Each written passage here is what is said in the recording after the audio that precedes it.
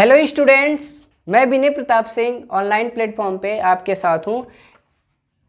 मैंने सोचा कि कुछ जो अच्छे न्यूमेरिकल्स हैं एनसीईआरटी के, जो कोई कंसेप्ट छोड़ते हैं या कंसेप्ट पे काम करते हैं, उसको देख लिया जाए।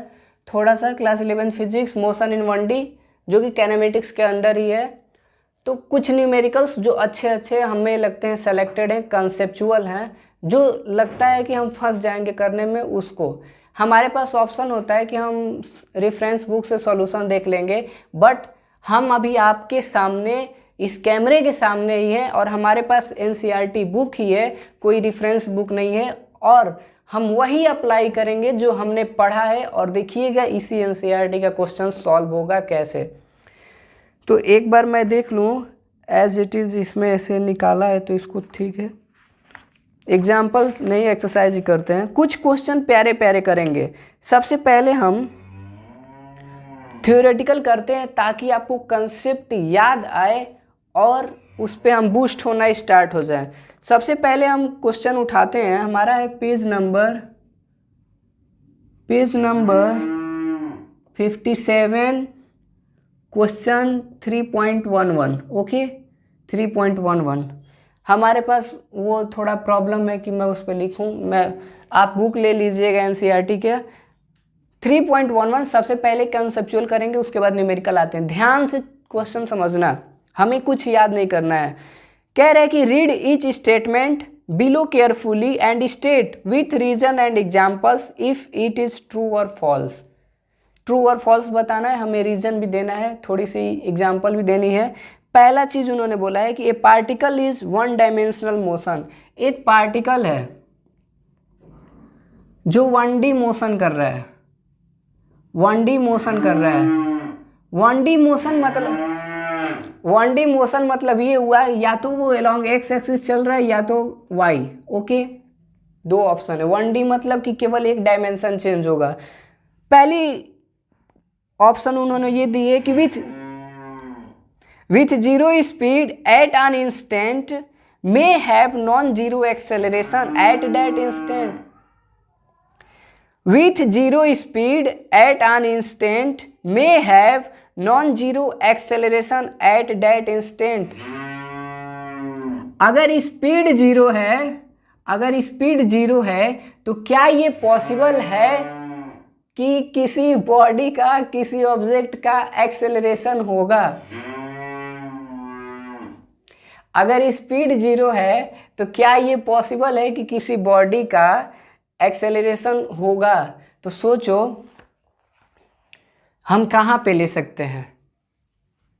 अगर हम एलोंग एक्स एक्सिस कोई भी चीज़ लेते हैं और स्पीड अगर जीरो कर दें तो इस पे तो कोई एक्सेलरेशन नहीं होगा। बट हम मोशन एलोंग वाई एक्सिस लें, अगर ऑब्जेक्ट यहाँ पे है, अगर ये ऑब्जेक्ट है एट हाईएस्ट पॉइंट, तो उसकी वेलोसिटी जीरो होगी। दिस इंप्लाइज स्पीड जीरो होगी, बट उस पॉइंट पे उसका एक्सेलरेशन डाउनवर्ड होगा g = 9.8 metre per second square. Speed zero होते हुए भी, वेलोसिटी जीरो होते हुए भी इस पॉइंट पे इसके पास एक्सेलरेशन है 9.8 मीटर पर सेकेंड स्क्वायर, इसलिए पहला ऑप्शन सही है। उन्होंने बोला कि स्पीड जीरो होगा तो क्या ये पॉसिबल है कि उसके पास एक्सेलरेशन होगा? तो हाँ, बिल्कुल होगा। अलोंग एक्स एक्सिस नहीं पॉसिबल है, but along Y axis possible है, that is motion under gravity. अब नेक्स्ट ऑप्शन है उनका, देखते हैं।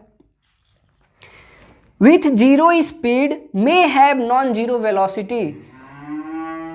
अगर स्पीड जीरो है तो क्या ये पॉसिबल है कि वेलोसिटी नॉन जीरो हो? सोचो, अगर स्पीड जीरो है तो क्या ये पॉसिबल है कि वेलोसिटी नॉन जीरो होगा? तो अगर स्पीड जीरो हो गया तो वेलोसिटी नॉन जीरो कभी पॉसिबल नहीं है। क्यों? क्योंकि जो स्पीड होता है वो मॉडुलस ऑफ वेलोसिटी होता है, या modulus of instantaneous velocity. Speed अगर जीरो है तो इसका मॉड लोगे तो वो भी जीरो होगा, नॉन जीरो कभी नहीं हो सकता है। तो इसके लिए हमें ये याद रखना था, और मैंने ये बताया भी था कि स्पीड जो होती है मॉडुलस ऑफ इंस्टेंटेनियस वेलोसिटी होती है। याद हो अगर आपको ग्राफ तो एक ग्राफ हमें ड्रॉ करना था मोशन अंडर ग्रेविटी का, तो इसमें स्पीड, ये वेलोसिटी है और ये निगेटिव हो, इसको पॉजिटिव बनाना होता था तो हम क्या करते थे, हम मिरर इमेज लेते थे। क्यों? क्योंकि वेलोसिटी निगेटिव हो सकती है बट ये स्पीड कभी निगेटिव नहीं होगी। इसका ग्राफ आपको याद आ रहा होगा, मैंने किसी पार्ट में बताया था। अब with constant speed must have zero acceleration, constant speed हो और जीरो एक्सेलरेशन हो, क्या ये पॉसिबल है? सोचा जाए कि कांस्टेंट स्पीड है हमारे पास, कि कोई ऑब्जेक्ट कांस्टेंट स्पीड से मूव कर रहा है और एक्सेलरेशन जीरो हो, ये कैसे पॉसिबल हो सकता है? कांस्टेंट स्पीड इधर ले लो तब भी एक्सेलरेशन 9.8 है, अलोंग एक्स एक्सिस ले लो तो अगर एक्सेलरेट हो ही नहीं रहा है, स्पीड बढ़ ही नहीं रही है, वेलोसिटी बढ़ ही नहीं रही है, तो एक्सेलरेशन कैसे पॉसिबल है? यानी कि ये फॉल्स है। एक्सेलरेशन, अगर वेलोसिटी स्पीड कांस्टेंट है तो एक्सेलरेशन भी चेंज होगा। हम क्यों कहते हैं ए इक्वल टू होता है v minus U upon T, यानी कि एक्सेलरेशन तभी आएगा जब वेलोसिटी चेंज होगी। और इन्होंने बोला कि कांस्टेंट स्पीड है, यानी कि ये कांस्टेंट है। अगर ये कांस्टेंट हो गया यानी कि ये चेंज ही नहीं हो रहा है। अगर ये चेंज ही नहीं हो रहा है मतलब कि ये ऑप्शन फॉल्स है हमारे लिए। कि बहुत प्यारा क्वेश्चन है कि with constant speed must have zero acceleration, अगर स्पीड कांस्टेंट है तो क्या जीरो एक्सेलरेशन होगा? ये है। तो a equal to V minus U upon T, इसको कांस्टेंट कर दो तो देखो क्या पॉसिबल है, चेक करो। अब उसके बाद हम लोग देखते हैं with positive value of acceleration must be speeding up, अगर एक्सेलरेशन की वैल्यू बढ़ रही है इसका मतलब क्या ये स्पीडिंग अप है? कोई ऑब्जेक्ट स्पीडिंग अप होगा अगर एक्सेलरेशन पॉजिटिव है, तो कह सकते हैं हम। सोचो कि ये लॉजिक लगाओ, एक आपके लिए है कि अगर स्पीडिंग अप हो रहा है यानी कि पॉजिटिव एक्सेलरेशन है, वैल्यू है। ये सोचो, बहुत अच्छे अच्छे क्वेश्चन एनसीईआरटी में दिए हैं। मुझे नहीं पता कि आप लोग ट्राई करते हो कि नहीं, बहुत अच्छे अच्छे क्वेश्चन है इसमें। ये आप एक ट्राई करना, कमेंट सेक्शन में बताना कि अगर पॉजिटिव एक्सेलरेशन है तो क्या ये स्पीडिंग अप ही है? स्पीडिंग अप मतलब क्या होगा वो ग्राफ याद करो, जब तक आप पढ़ोगे नहीं कोई कुछ नहीं कर सकता है, सीधी सी बात है। मैं कुछ अब न्यूमेरिकल देखता हूँ, मैं इतना सारा नहीं देखूंगा अभी, मैं बस इतना दिखा रहा हूँ कि हमने जो कंसेप्ट पढ़ा है वही हम अप्लाई कर रहे हैं और कुछ नहीं कर रहे हैं। ये भी क्वेश्चन बहुत अच्छा है लेकिन इसमें भी कुछ बताने लायक लेकिन है। कह रहा है कि a player throw a ball upward with an initial speed of u equal to 29.4 metre per second. Question number 3.10, ये भी थ्योरेटिकल है, थोड़ा सा कैलकुलेशन है, मैं बस हिंट दूंगा आपको। कह रहा है कि एक प्लेयर है जो बॉल को अपवर्ड डायरेक्शन में फेंक रहा है इस वेलोसिटी से। उसके बाद उन्होंने पहला ऑप्शन क्वेश्चन पूछा आपसे कि what is the direction of acceleration during the upward motion of the ball. Acceleration का डायरेक्शन क्या होगा?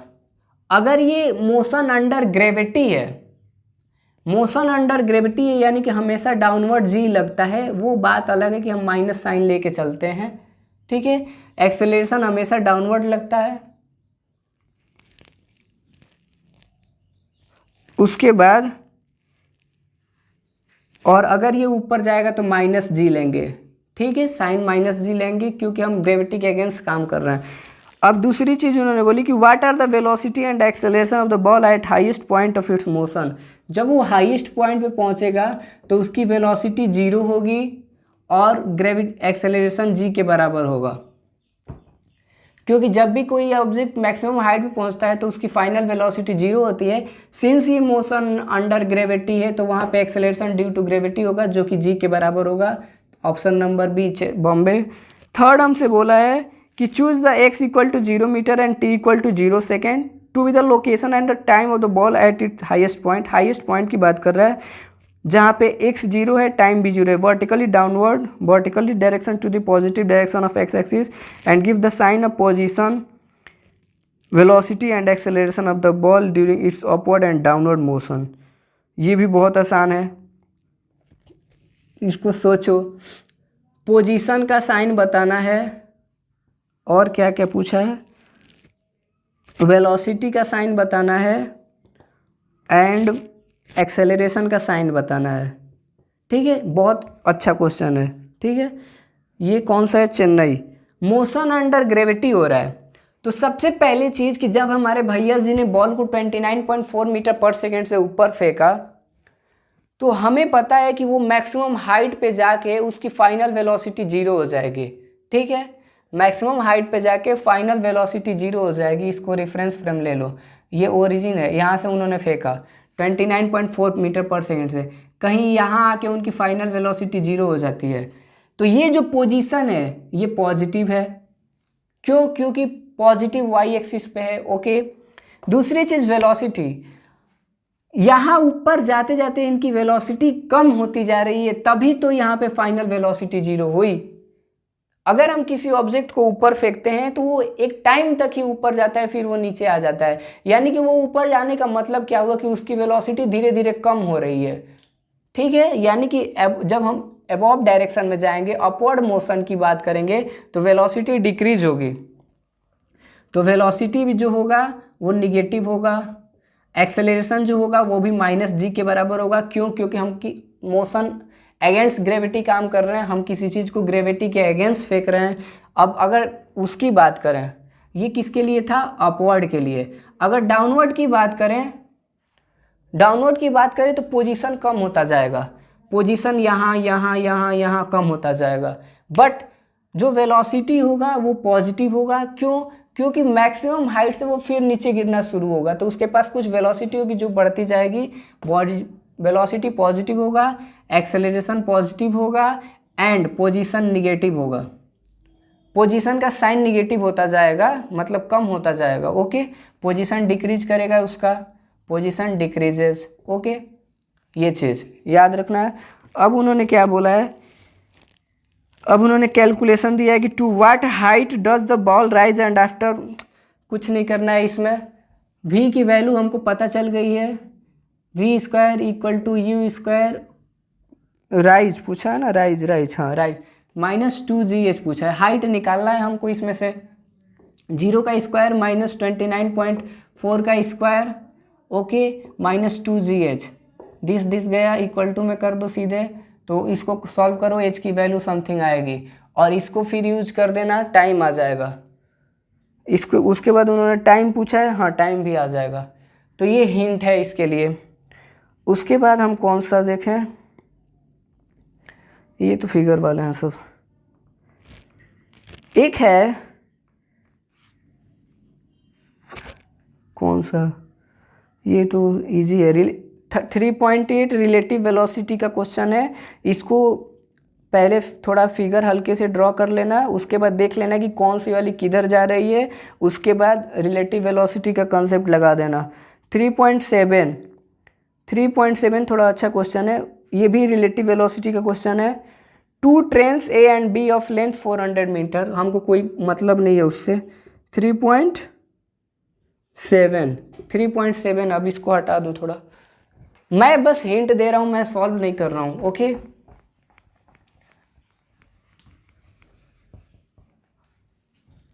3.7 ट्रेन की लेंथ है 400 मीटर, इससे कोई मतलब नहीं है हमको।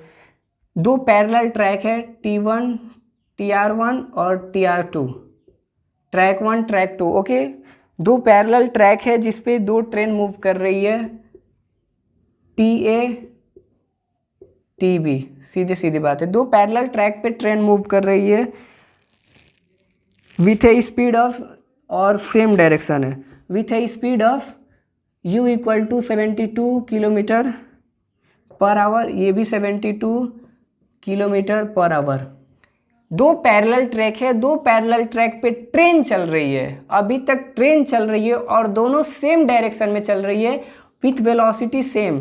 तो इनके बीच जो रिलेटिव वेलोसिटी होगा, किसी का भी कर लो, v a इस रिस्पेक्ट टू b, तो सॉल्व करोगे तो 0 मीटर पर सेकेंड, यानी कि इन दोनों ट्रेन के बीच जो रिलेटिव वेलोसिटी आएगा वो 0 आएगा। ठीक है, दूसरी चीज़ उन्होंने दी है कि जो ट्रेन B का ड्राइवर है, वो train B driver decided to overtake A and accelerate by 1 metre per second square. A की value 1 metre per second square after 50 second, T equal to 50 second, T equal to 50 second, guard of B just brushes driver of A. ठीक है, कुछ नहीं करना है, हो गया। S equal to you T, हाँ ठीक है। यू इनिशियल वेलोसिटी यहाँ पे 0। अब क्या करो कि मान लो कि उनके बीच का जो डिस्टेंस है वो x है। कह रहा है कि ट्रेन बी का जो ड्राइवर है वो ओवरटेक करता है ट्रेन ए को। तो एक कंडीशन आएगी 50 सेकेंड बाद, क्या होता है कि ट्रेन ए का ड्राइवर और ट्रेन बी का गार्ड, हम जो पीछे गार्ड वाली रहते हैं वो, आप मतलब सेम उनके बीच का डिस्टेंस पास करते हैं। तो मान लो कि उनके बीच का डिस्टेंस x है, तो यहाँ से s equal to t plus half a t square लगा दो, आंसर आ जाएगा सीधे सीधे।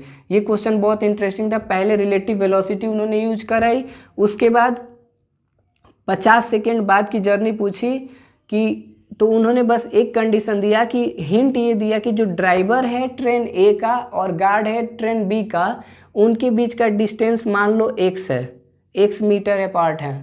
तो वही एक समय निकालना था। तो s equal to you t plus half a t square, ये 0 कर देना, हाफ टी स्क्वायर करना, जो भी आंसर आएगा आपके सामने है। ओके,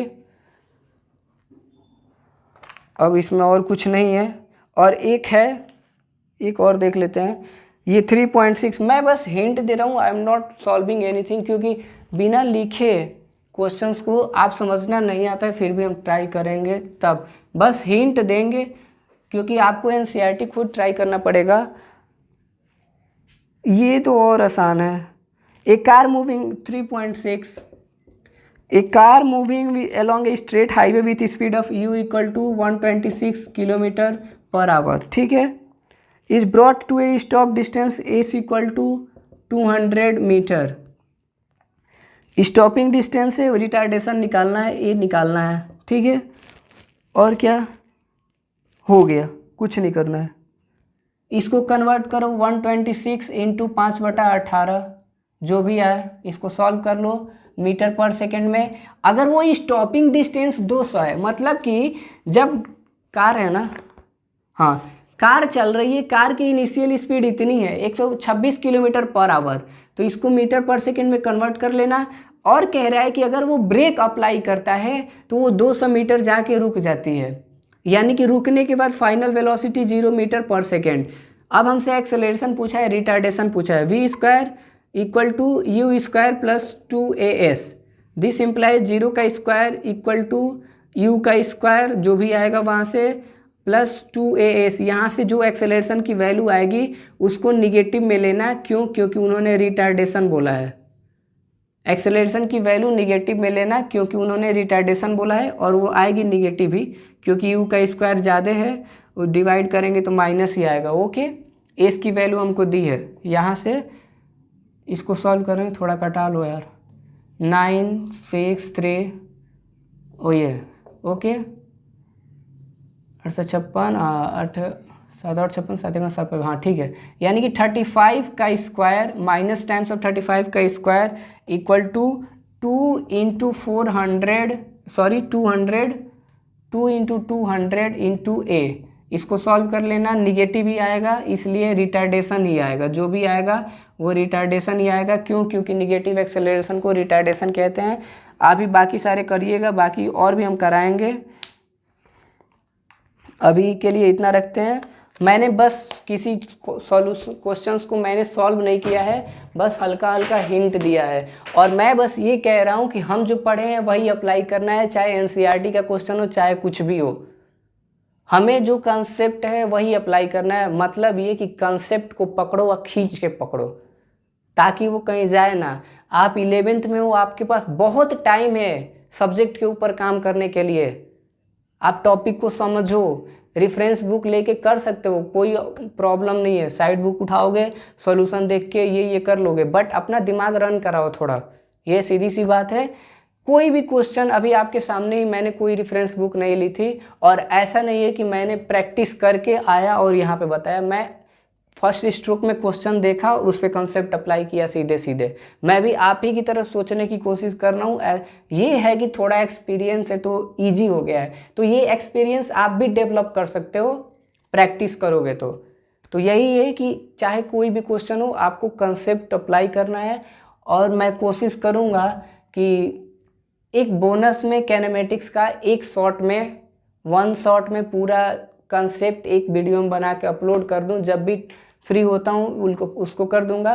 तब तक के लिए हंसते रहिए, मुस्कुराते रहिए, किसी चीज़ को लेके परेशान नहीं होना है। आपका जितना बन पड़े मेहनत करिए। Best of luck, good luck for your future.